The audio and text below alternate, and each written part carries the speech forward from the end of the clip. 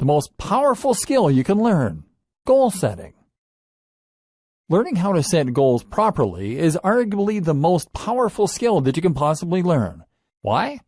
Because it will allow you to then accomplish a huge range of other goals. When you know how to set goals, it allows you to effectively work toward anything. This is the key to unlocking pretty much everything you can want from life. So ironically, the first goal you should focus on is the goal of setting goals. And until now, you've probably been doing it all wrong. The problem with your current goals. How can a goal be wrong? Sure, any objective is a worthwhile one, but the way that you phrase your goals and structure them is going to massively change your likelihood of finding success. Let's take weight loss as an example, because it's one of the most straightforward goals that is easiest to implement. When you set out to lose weight, you should start with a concrete goal, and for most people, this will look something like this: lose 2 stone by next year. This is a terrible goal. Why? Well, first of all, it is far too vague. How are you losing weight? Weight from where? Why do you want to lose a weight? What do you actually want to look like? At the same time, it's out of your control. Even if you are completely committed to your goal, you may find that outside forces prevent you from being successful. Maybe you get ill. Maybe you accidentally follow the wrong program. Maybe it turns out you have a bad metabolism. Finally, the goal is too far in the future. If your goal is to lose weight by next year, that then essentially gives you a license to procrastinate. The target is so far away that you indulge yourself in a little overeating, or put off exercise for a while and not worry about it until next month. 6 months pass and you realize you're actually further from your goal. And because it's too late, you're likely to just give up at this point. Not a good goal. What good goals look like? So what does a good goal look like?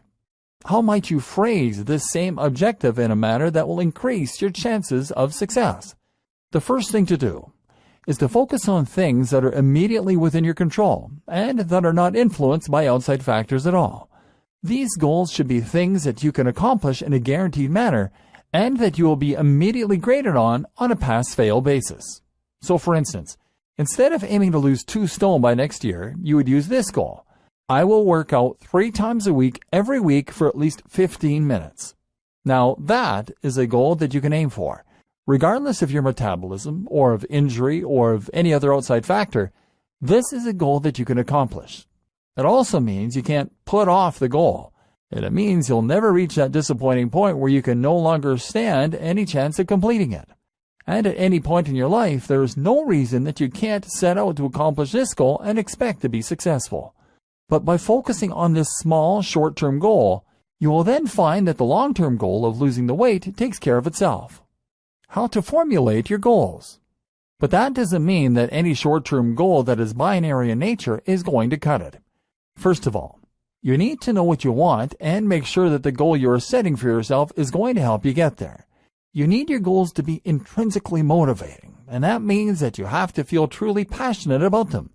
It's only by following a goal you really feel excited about that you will find you have the energy and motivation to keep going. Working out for 15 minutes a day is an effective goal because it is sure to take you closer to your broader goal of losing weight. By keeping that end goal in mind, you should stand a better chance of staying motivated to work out, even when you're feeling tired or when you're feeling low on willpower. And you shouldn't just be aiming to lose weight either. Instead, you should have a more concrete vision of what this entails. Do you want to be thinner? Do you want to be more muscular? Why do you want that thing? Is it so that you will be more attractive to the opposite sex? Or because you want more energy? Be honest with yourself and listen to that drive inside that is pushing you toward the goal you want to accomplish. If your goal is to make money, then try to focus on what the emotional hook is that is making you want that money. It likely boils down to more than cash. Maybe it's status you really want, power, confidence, freedom. Only by really understanding the true nature of your own dreams can you A, take the fastest route to accomplishing them, and B, maintain the drive and motivation you're going to need to get there. This is going to require some soul searching. Moreover, you need to ensure that the goals are achievable and realistic, and that you have broken them down into small enough steps. Case in point, our goal for weight loss is to work out 15 minutes per day. That's a tiny amount, but it works because it's achievable and realistic. If you make your goal harder, such as working out for an hour a day, then you're going to find you're quickly disappointed when you can't find the time or the energy. You'll put off the exercise and make excuses. The best part about training for just 15 minutes is that once you start, you'll often find you go for longer. Put it this way, it's much better to have a small, easy-to-accomplish goal and stick with it than it is to have a massive, life-changing goal that you can't manage. But of course, if you're making your goal smaller, that means that it will take you longer to reach the eventual destination you're gunning for. This is not a problem. This is just another thing you need to accept if you want to accomplish anything. Things worth having take time. Take small, steady steps and enjoy the journey.